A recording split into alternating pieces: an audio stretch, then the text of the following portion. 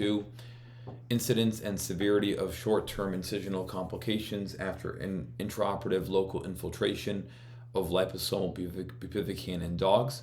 The study comes out of 2 VCA hospitals, one in Massachusetts, one in California. The objective is to report the incidence of short-term incisional complications with dogs receiving intraoperative local infiltration of liposomal bupivacaine.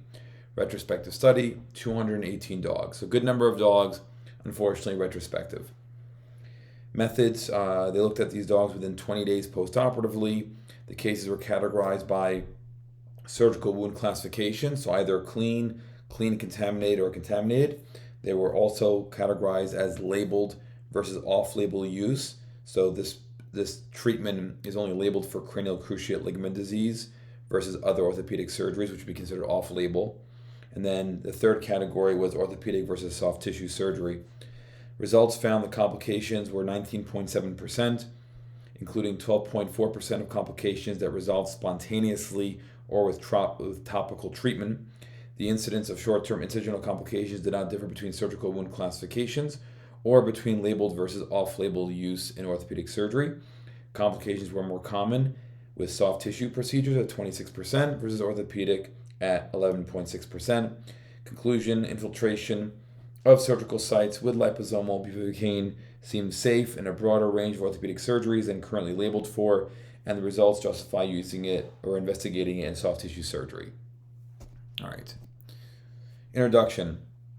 Bupivacaine liposome injectable suspension is currently labeled for use for one-time local infusion in dogs undergoing cranial cruciate ligament surgery to provide 72 hours of analgesia post-operatively. They've studied it in dogs and rabbits. They've used it with TPLO in dogs and cats with onychectomy, which is declawing.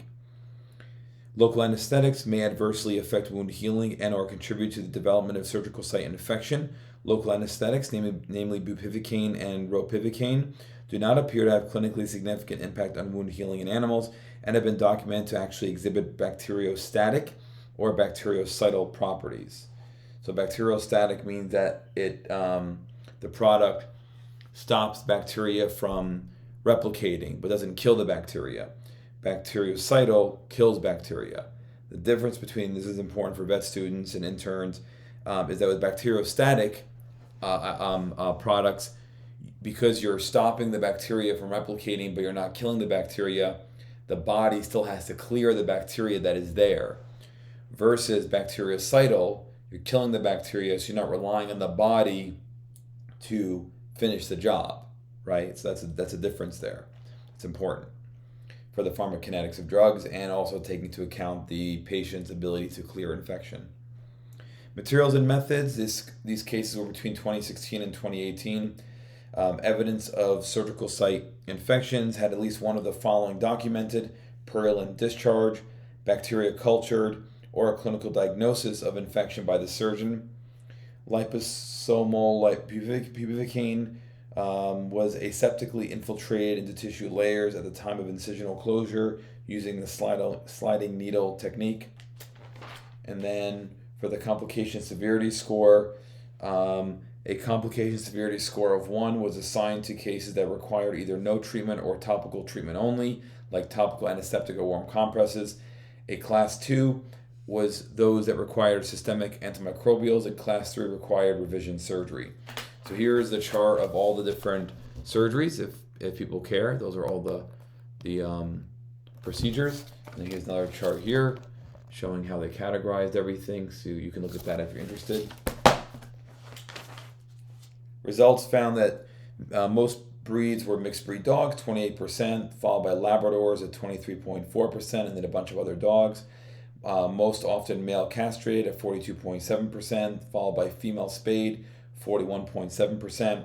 Mean weight, 30.7 kilograms. The average dose of the bupivacaine was 0.3 mils per kilogram. The incidence of complications was not associated with patient age, patient weight, or the dose administered. 88% were classified as having a clean surgical wound. Any orthopedic surgery at 49.5%. Skin subcutaneous mass removal at 21.4%, and then a bunch of other surgeries from the chart.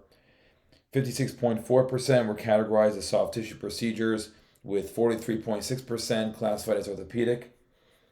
75.8% were labeled for use of liposomal bupivacaine, meaning surgery to address cranial cruciate ligament disease, and the remaining 24.2% were other types of orthopedic surgeries, so off-label. Most commonly, medial patellar luxation repair at 34.8%, scoping at 21.7%, and so forth. I do wonder if they had any combo surgeries where you had like a cranial cruciate ligament repair plus a patellar luxation. I wonder if they count those as the same procedure, or if that went to off-label because it was.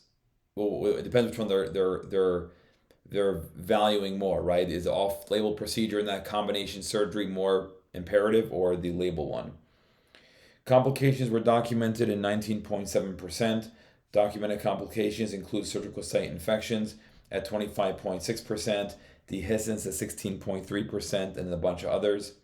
The incidence of complications after liposomal bupivacaine infiltration did not differ between procedures of different surgical wound classifications. So clean surgeries at 18.8%, clean contaminated at 23.1%, contaminated at 30.8%. The incidence of complications after liposomal bupivacaine labeled infiltration did not differ between procedures indicated treat cranial cruciate ligament disease at 13.9% compared to off-label at 4.3%. The incidence of complications after liposomal bupivacaine infiltration was greater for soft tissue surgeries at 26% versus orthopedic at 11.6%. 62.8% of complications had a complication severity score of 1, 25.6% 2, and 11.6% 3. Discussion. Anecdotal theoretical concerns with liposomal bupivacaine infiltration include potential inoculation of bacteria during the sliding needle installation and provision of a bacterial growth medium within the liposomal suspension. Landmark studies in human literature of tens of thousands of patients have reported have previously identified more contaminated surgical wounds as a risk factor for development of surgical site infection. Complications with TPLO, an overall complication rate of 18.8%, and a short-term complication rate of 9.3% in previous reports. This reported short-term complication rates comparable with the incidence of short-term incisional complications in this study at 13.9% for cranial cruciate procedures and 4.5% for non-cranial cruciate ligament orthopedic procedures, making it ambiguous as to whether or not liposomal bupivacaine infiltration contributes to the development of such complications. The overall complication rate of 19.7% in this study is higher than the wound-related adverse reaction rate of 6.5% reported on the liposomal bupivacaine technical monograph.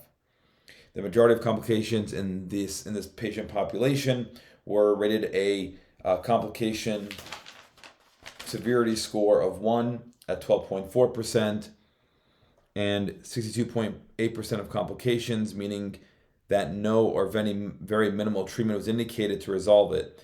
Surgical revision, so a class 3, was uncommon at 2.3% overall and 11.6% of complications. Of the cases in this study that required surgical revision, 80% were soft tissue cases, and then 20% were orthopedic. So to summarize, wound classification did not seem to influence incisional complications of infiltrated surgical sites.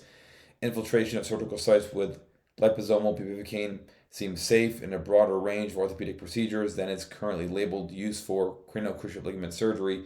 Complications after local infiltration of liposomal bupivacaine were more common after soft tissue than orthopedic surgeries. However, when complications did occur, they tended to be minor. So, pretty solid paper. You wish it was a prospective, double-blinded, placebo-controlled study. That'd be great with these numbers and how simple they made what could have been a complex paper. So, good overall, minus the retrospective nature of it. So, yeah, for veterinarians, this seems like a good way to go. The theory of local anesthetics causing an increased risk of infection at the surgical site doesn't seem to hold, and I don't think it does either with my own experience of it.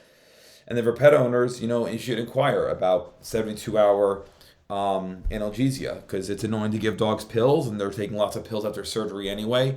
So if you can make it where they don't need any more oral medication and injection can last at least 2 to 3 days, that's pretty good for that.